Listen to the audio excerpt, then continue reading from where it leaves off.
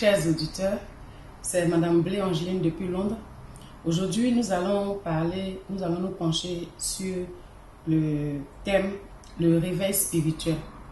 Le réveil spirituel, c'est la prise de conscience du chrétien de la présence de Dieu dans sa vie.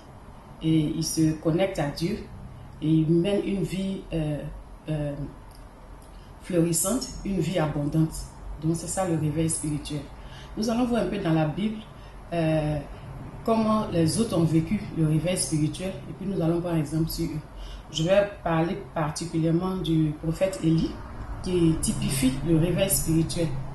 Il faut dire qu'au temps d'Élie, il y avait tellement de prophètes de Baal, c'est-à-dire tellement de prophètes de l'Antichrist, et tellement de mauvaises choses contre Dieu, les pratiques qui ne glorifiaient pas Dieu, que Élie a fermé le ciel.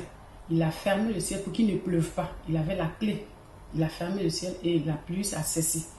Et à un moment donné, Élie a encore ouvert le ciel et il a commencé à pleuvoir. Voici l'autorité que Élie avait. Donc quand on a le réveil spirituel, nous avons l'autorité de Dieu. On a le pouvoir, la puissance. On est connecté avec Dieu. On peut changer le cours des événements dans notre vie. Donc Élie a demandé dans le livre de 1 roi, chapitre 18, versets 21 à 40, Élie a demandé à tout le monde, à tout le peuple de venir et de choisir qui ils veulent servir. Entre Dieu et les prophètes de Baal, c'est-à-dire entre Dieu et l'Antichrist. Et il a fait une démonstration où il a montré que c'était Dieu qui est le vrai Dieu. Et tous les prophètes de Baal ont été tués. Et quand Jézabel a appris que tous les prophètes de Baal ont été tués, elle a fait une promesse.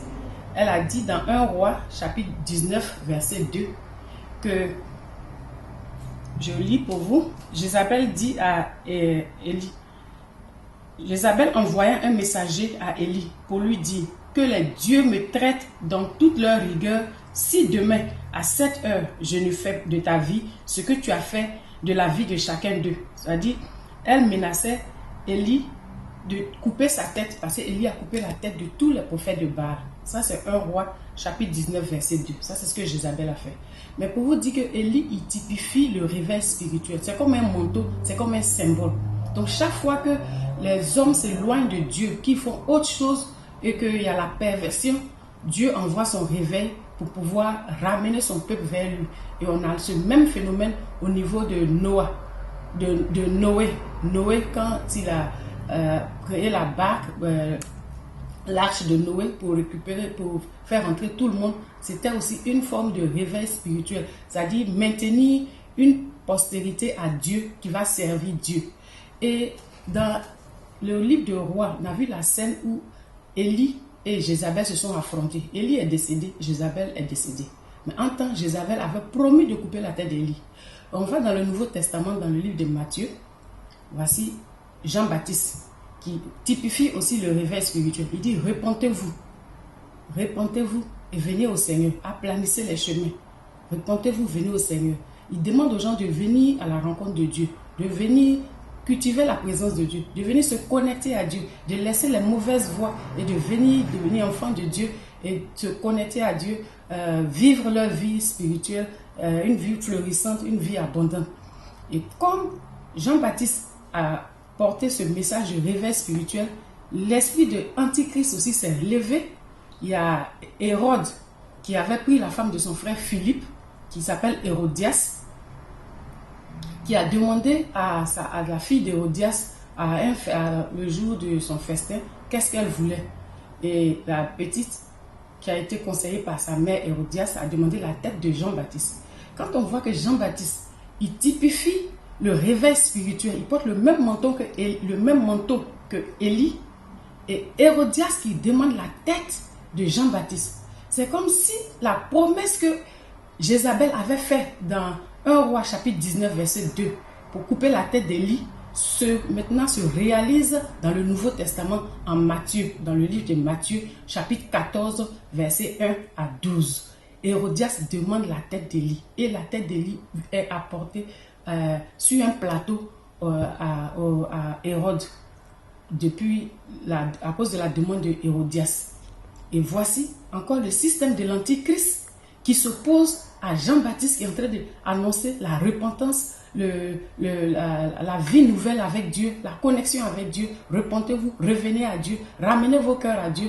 On voit que dès qu'on parle de repentance, dès qu'on parle de réveil spirituel, l'Antichrist aussi s'élève. Ou quand l'Antichrist est là, Dieu est obligé d'envoyer le réveil spirituel pour ramener, pour retirer ses enfants au milieu de cette génération perverse. Donc mes frères et sœurs, je vais vous dire aujourd'hui que l'heure est grave. On parle de coronavirus. On parle de coronavirus, on parle du virus de corona, on parle de diminuer la population mondiale, de réduire la démographie mondiale. Et aujourd'hui, les gens doivent chercher Dieu parce qu'il y a un plan machiavélique que le diable a lancé pour détruire la race humaine. Venons et cherchons Dieu. Venons et cultivons la présence de Dieu. Réveillons-nous. Le livre de Habakkuk, chapitre 3, verset 4, nous dit que la puissance de Dieu se trouve dans la lumière. C'est pourquoi Éphésiens chapitre 5 verset 14 nous dit: réveille-toi, toi qui dors. Réveille-toi et l'Éternel t'éclairera. Réveille-toi et Christ t'éclairera. Donc mes frères, l'enjeu est vraiment, vraiment, vraiment important. Prenons une décision aujourd'hui de servir l'Éternel, de revenir à l'Éternel dans ces moments mauvais, dans ces derniers temps. Revenons à l'Éternel pour éviter la destruction massive, pour quitter dans ce désastre. Revenons, renouons nos liens avec Dieu. Acceptons Jésus comme Seigneur et Sauveur. Essayons de vivre une vie attachée à Dieu pour que notre vie porte des fruits. Parce que sans Christ, nous ne pouvons rien faire, selon le livre de Jean, chapitre 15. Il dit, sans moi, vous ne pouvez rien faire. Jean chapitre 15, verset 5. Donc, venons et attachons-nous à Dieu. Je vous invite à une vie abondante, une vie florissante.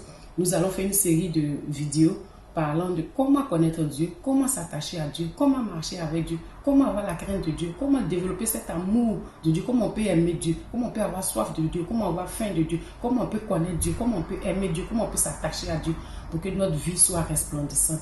C'est depuis Londres, Madame Blé Angeline. Que le Seigneur vous bénisse. Alléluia. Amen.